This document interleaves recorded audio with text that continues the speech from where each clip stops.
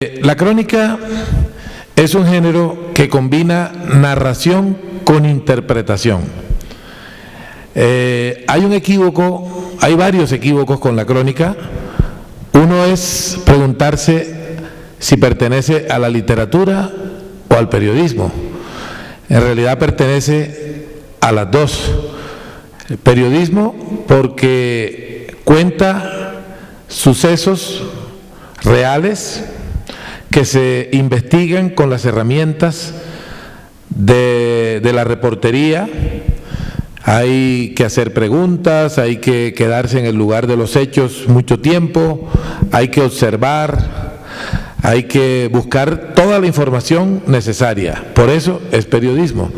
Y es literatura porque está escrita con las herramientas de la narración literaria. Es deseable que tenga belleza estética, ¿no? Que esté escrita de una manera sugerente, armónica, y que proponga una mirada inteligente para ver lo que está sucediendo o para contar la vida de alguien, ¿no? Muchos grandes escritores se han ocupado de la crónica a lo largo de la historia, desde Anton Chekhov hasta Hemingway, pasando por Mark Twain, por Albert Camus, o sea, que han sido escritores de ficción, pero también se han ocupado de la no ficción y han hecho crónicas estupendas, ¿no? Otro equívoco con la crónica es creer que es un género para adornarse, que es un género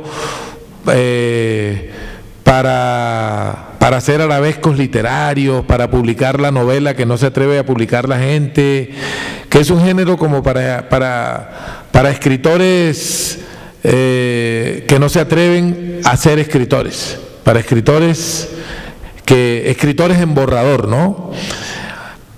O que es un género para hablar en primera persona a cualquier costo, o sea, para contar la vida personal de cualquier manera, por cualquier razón.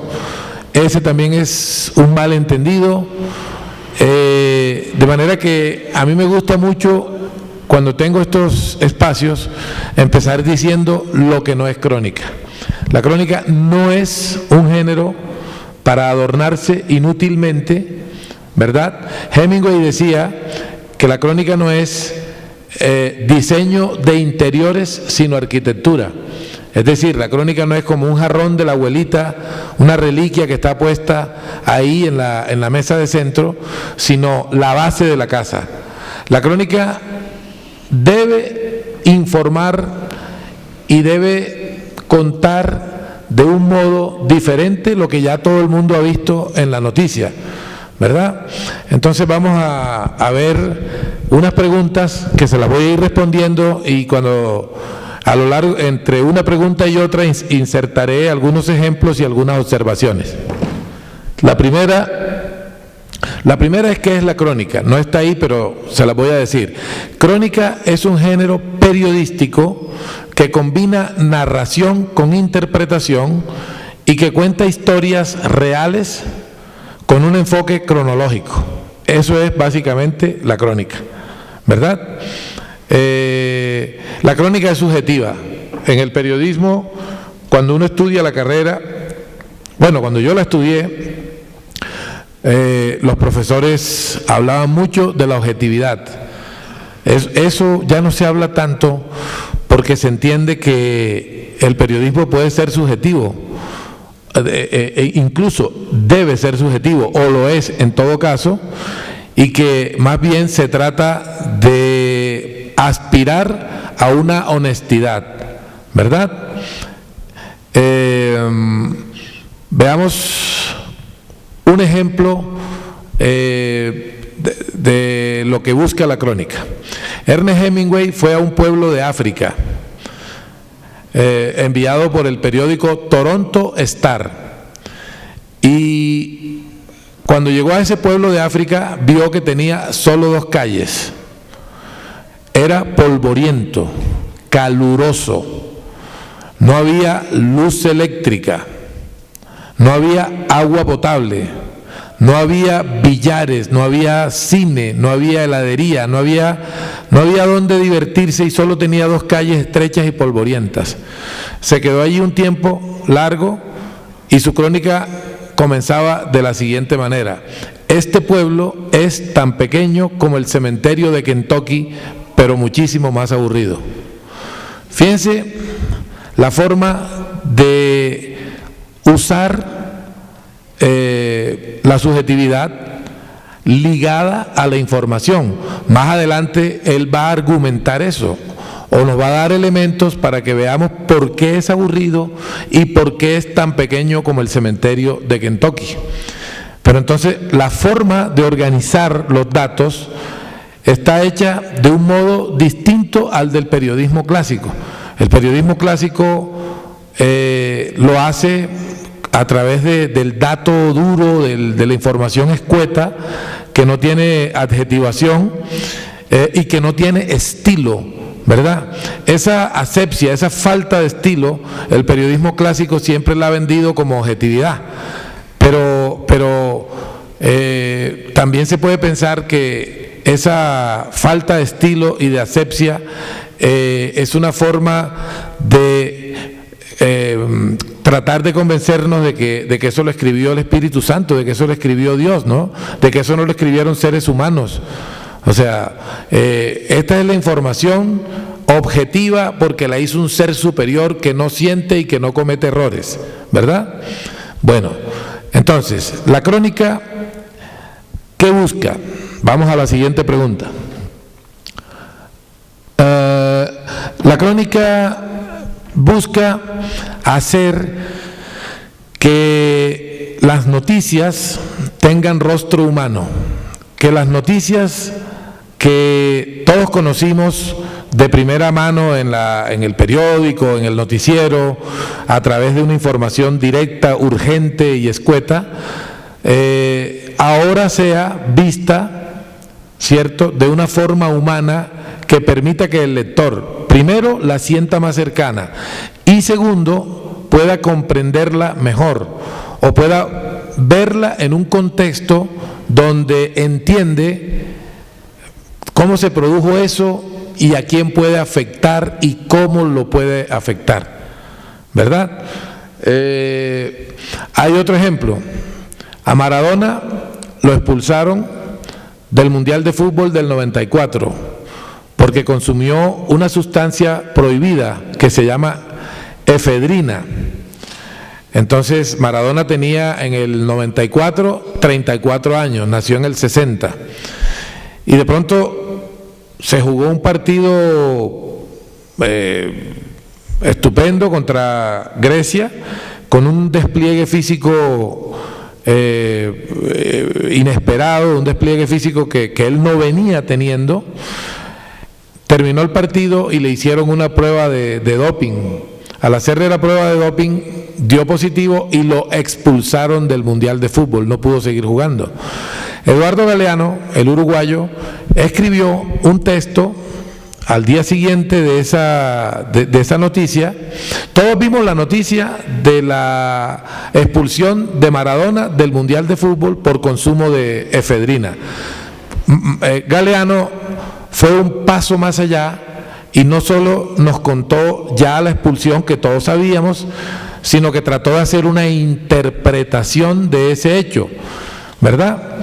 El primer párrafo de ese texto de Eduardo Galeano eran 4 palabras separadas por un punto seguido, y esas 4 palabras eran las siguientes: jugó, venció, meó, perdió. Eso. Fíjense la subjetividad, fíjense que él no deja de informar. En la crónica no se deja de informar, solo se informa de otra manera.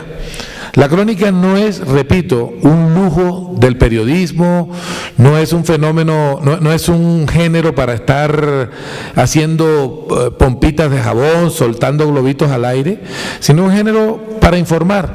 No es un género más importante que ninguno de los otros, tampoco menos importante. Todos los géneros en el periodismo tienen un momento y una razón de ser. Cuando sucede un hecho noticioso, lo que quieren los lectores es enterarse ya. Ojo con la palabra ya. Pasó algo y yo necesito saber qué pasó. Ese es el momento de la noticia. Pero 2 horas después, la gente ya no quiere saber qué pasó, sino cómo pasó, por qué pasó y de qué modo eso me puede afectar. Cuando yo era niño, la palabra diario era lo que se usaba. Todavía se usa la palabra diario, pero ahora tiene otra connotación. Había una canción del género salsa compuesta por un puertorriqueño. Ese puertorriqueño se llamaba Tite Curet Alonso, y la canción decía: tu amor es un periódico de ayer que nadie más procura ya leer. Se tomaba el periódico de ayer como símbolo de lo que estaba envejecido y de lo que ya no valía nada, solamente servía para envolver aguacates. Borges lo dijo, la misma frase de Tite Curet Alonso, Borges la dijo de la siguiente manera: no hay nada más nuevo que el periódico de hoy, ni nada más viejo que ese mismo periódico al día siguiente. ¿Ya? Pero imagínense, han pasado los años y ahora lo viejo no es el periódico de ayer, sino la noticia de hace media hora. Porque ahora los contenidos se renuevan en línea a una velocidad endemoniada, y el periódico de ayer ya es antediluviano realmente. El periódico de ayer ya no es de ayer, ya parece del medioevo. Por eso, si Tite Curet Alonso viviera hoy, diría: tu amor es un tuit de hace 10 minutos. Porque ahora los contenidos se vuelven viejos de manera muy rápido. Cuando murió Humberto Eco, creo que el año pasado, creo que en 2016, al día siguiente, Humberto Eco murió cuando eran en Colombia como las 7 de la noche. Como a las 7 de la noche yo entré a internet y vi la noticia: murió Humberto Eco. Al día siguiente, como a las 5 de la tarde, iba pasando en el centro por un puesto de revistas, y había un periódico, como a las 5 de la tarde, repito, y decía: murió Humberto Eco, 5 de la tarde del día siguiente. El que puso el título todavía no ha entendido lo que está pasando en el periodismo de hoy, porque se había quedado en algo que ya era viejo. A los 10 minutos ya decir murió Humberto Eco ya no tenía sentido, ¿verdad? La crónica lo que busca entonces, repito, es ir un paso más allá para contar no que pasó algo, sino cómo pasó, por qué pasó, quiénes están involucrados, de qué manera eso nos puede afectar a los demás, por qué eso nos interesa a todos.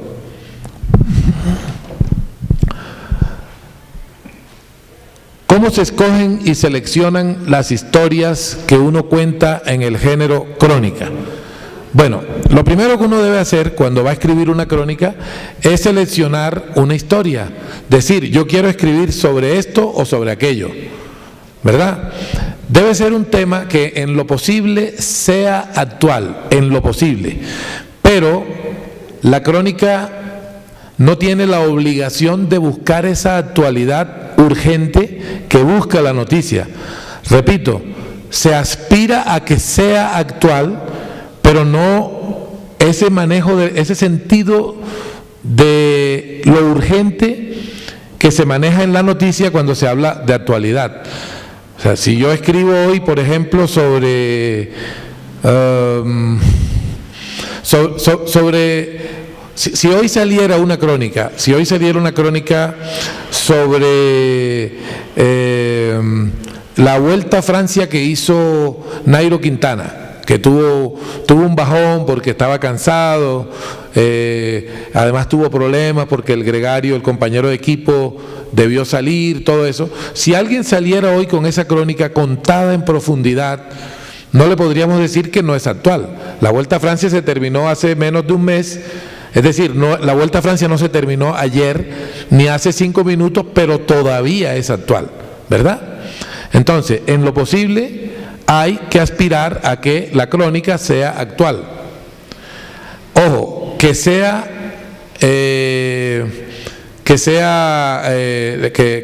el tema que vamos a contar sea universal. Los temas universales son aquellos que pueden trascender fronteras, son aquellos temas que pueden ser comunes a los seres humanos de cualquier lugar que estos sean, ¿no?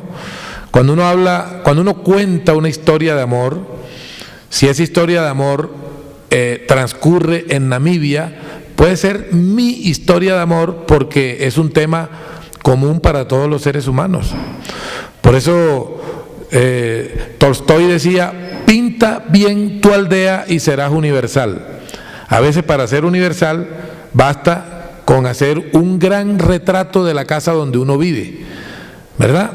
Entonces la universalidad no viene determinada per se por el tema, sino que depende un poco de la forma en que yo miro ese tema, de la forma en que yo abordo ese tema, ¿verdad?